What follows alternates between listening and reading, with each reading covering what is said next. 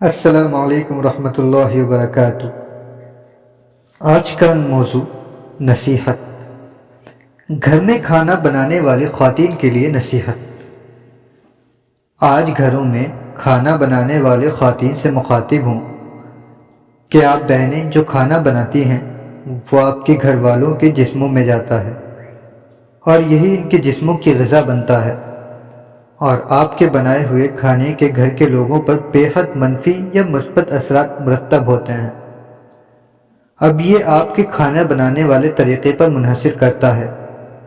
اگر آپ کھانا بناتے وقت اپنی مکمل صفائی کا خیال نہ رکھیں، غفلت کے ساتھ کھانا بنائیں، کھانا بناتے ہوئے سر پر دوپٹہ موجود نہیں ہے، کھانا بناتے ہوئے ادھر ادھر کی فضول گفتگو ہو رہی ہے، یا کسی کی چغلی غیبت کر رہی ہیں، شوہر کے ساتھ جھگڑا کر رہی ہیں، یا بچوں کو ڈانٹ رہی ہیں، یا کسی بھی بات پر منفی رویہ اختیار کیے ہوئے ہیں، تو واللہ یقین جانیں اس دوران بننے والے کھانے کی تمام برکتیں پہلے ہی اڑ جائیں گی۔ جو کھانا جسموں میں جا کر نور پیدا کرتا ہے، اب وہی کھانا گھر والوں کے جسموں میں جا کر ظلمت پیدا کرے گا اور انہیں مزید برائیوں پر اکسائے گا۔ لہٰذا کھانا بنانے والی خواتین کو چاہیے کہ اول پہلے وضو کر لیں، سر پر دوپٹہ رکھ لیں اور ذکر و فکر کے ساتھ کھانا بنائیں۔ مطلب کہ کھانا بناتے ہوئے اپنی زبان کو فضولیات کی بجائے اللہ کے ذکر سے تر رکھیں، تاکہ اس کھانے سے مردوں سمیت تمام گھر والوں کے دلوں پر نیکیوں کے اثرات مرتب ہوں اور کئی برائیوں سے دور ہوتے چلے جائیں گے انشاءاللہ۔ آپ صلی اللہ علیہ وسلم کے دور میں صحابیات کا بھی یہی معمول ہوا کرتا تھا۔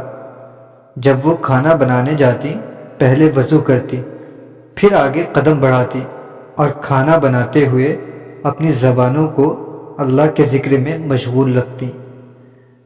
بڑے بڑے اولیاء کرام کی بیویوں کا بھی یہی طریقہ ہوا کرتا تھا کہ کھانا بناتے ہوئے نہ صرف ہاتھ چلتے تھے بلکہ زبان اور دل بھی اللہ کے ذکر میں مشغول رہتے تھے۔